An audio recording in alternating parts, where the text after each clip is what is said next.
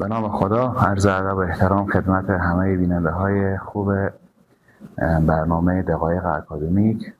در این برنامه از سری برنامه های دقایق اکادمیک در خدمت شما هستیم با مبحث خیلی مهمی از بیماری شایع دیابت یا قند خون که متاسفانه میلیون ها انسان در دنیا مبتلا به دیابت هستند و اکثریت از اونا یا عده زیادی بدون از اینکه حتی آگاه باشن از بیماری خب با این مریضی دست و پنجه نرم میکنن. مریضی دیابت یا قند بالای خون متاسفانه به علت عوارض بالا و زیادی که داره سالانه تعداد زیادی از مبتلایان خود دچار معیوبیت و حتی متاسفانه مرگ و میر میکنه. به این اساس ضرورته که در مورد این بیماری عوارضی و راه‌های کنترل این بیماری با هم موضوعات مهم به مورد بحث قرار بدیم.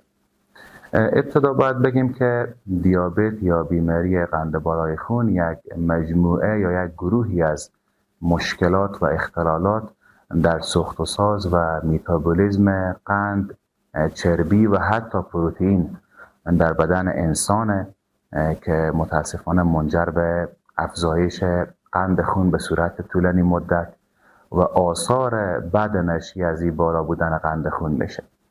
معمولا عوارض بسیار مهمه مثل عوارض مغزی، چشمی، قلبی، کلیه‌ای، پاها و اطراف، پوست، سیستم معافیتی بدن انسان، سیستم هاضمه و عصبی متاسفانه در پی داره.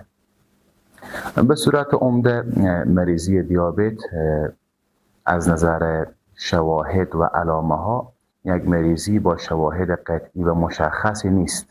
چیزی که باید ما هم به او توجه کنیم اینه که خیلی از مریضای در خطر دیابت یا مبتلا به دیابت ممکنه علامه خاصی نداشته باشند، ولی بعضی مریضا ممکنه نشانه های مانند تشنگی بیش از حد، ادرار رفتن بیش از حد، گرسنگی بیش از حد، از دست دادن وزن بدن بدون کدام توضیح مشخص، خستگی شدید، عفونت ها و مشکلات پوستی و ادراری، دیر خوب شدن زخم‌ها در قسمت‌های مختلف عضویت، اینها میتونه از نشانه‌های دیابت باشه. اما تشخیص و مطمئن شدن از مبتلا بودن به دیابت یا در معرض خطر دیابت بودن بدون شک با آزمایشات لابراتواری امکان پذیره، نه با این نشانه‌هایی که عرض کردیم. از این نظر نباید به نشانه‌ها اتکا یا اعتماد 100% کرد. به صورت عمده افرادی که از نظر آزمایشات لابراتواری که خدمت شما عرض میکنم بررسی میشن به سه کاتگوری یا به سه گروه عمده قرار میگیرن. یک گروه افراد نورمال هستند که اینا دارای قند خون ناشتای کمتر از 100، قند خون 2 ساعت پس از مصرف غذای کمتر از 140 و قند خون 3 ماهه کمتر از 5.6. اینا افراد نورمال ما در نظر میگیریم. افراد حالت قبل از دیابت یا پری دیابت یا در آستانه دیابت اونهایی که قند خون ناشتای 100 تا 125 دارن، قند خون 2 ساعت پس از غذای 140 تا 199 دارن و قند 3 ماهه خون 5.7 تا 6.4 دارن.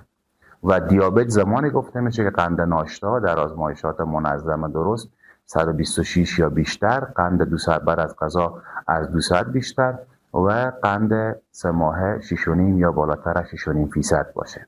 این معیارات دقیق و آزمایشگاهی برای تشخیص دیابت هستند و افراد مشکوک یا در معرض خطر دیابت تشخیص قطعی یا عدم موجودیت دیابت خود باید از روی آزمایشات مطمئن بشن، نه صرفاً از روی علائم.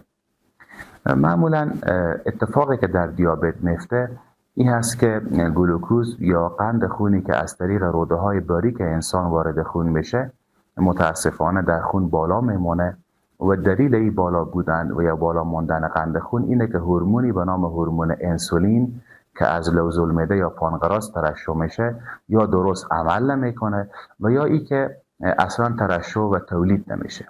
از این نظر دیابت ما میتونیم طبقه بندی و تقسیم بندی کنیم به 4 گروه عمده: دیابت نوع اول، دیابت نوع دوم، دیابت حاملگی و انواع خاص دیابت.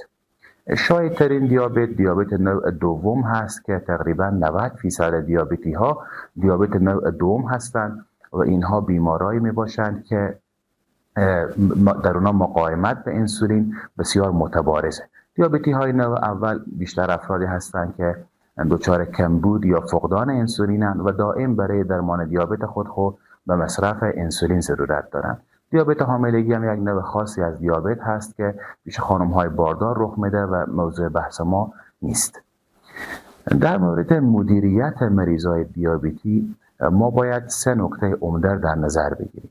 یکی مدیریت قند خونه، یکی مدیریت امراض و بیماری های همراه با دیابت مثل چاقی، مثل اضافه وزن، مثل بالا بودن چربی خون، مثل بالا بودن فشار خون.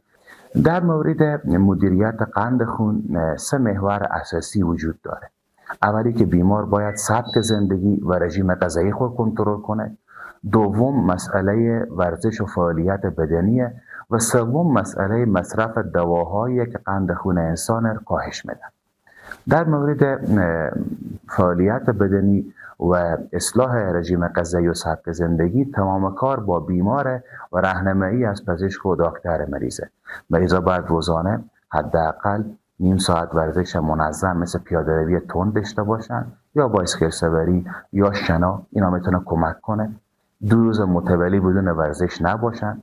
وزن خود حداقل 10% چیزی که هست کاهش بدن تا اثرات دوا موثرتر بشه، مقاومت به انسولین کمتر بشه و گلوکوز یا قند خون پایین بیاید.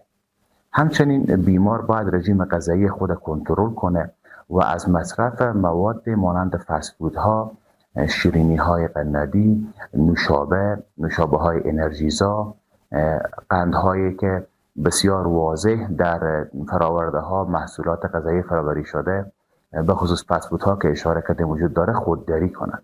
مصرف حبوبات، مصرف پروتئین های سالم مانند ماهی و مرغ آبپز شده، مصرف سبزیجات، مصرف آب فراوان، مصرف میوه‌های خاصی مانند سیب یا مالته میتونه برای از این مریضا بهینه و خوب باشه. در مصرف حجم زیاد غذا مریضا باید جدا محتاط باشند. حجم غذای ناگهانی و بیش از حد وارد سیستم هضمی نکنند. وعده‌های بیشتر از 3 وعده غذایی اما حجم غذای کمر همیشه مصرف داشته باشند. مراقب سلامت قلبی، کلیه‌ای، چشمی، مغزی، پاها، قند و چربی خون خود در طول زمان باشند.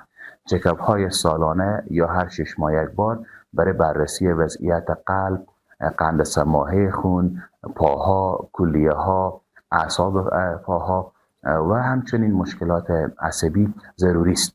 مریضای دیابتی باید پای خود را مراقبت کنند، جراب نخی بپوشند، کفش مناسب استفاده کنند، ناخن‌های خود صاف کوتاه کنند، متوجه زخم، سرخی، ترک در پاها باشند و منظم زیر نظر دکتر برای کنترل قند خون خود قرار داشته باشند.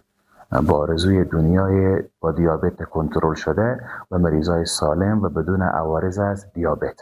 انشاءالله موفق باشید.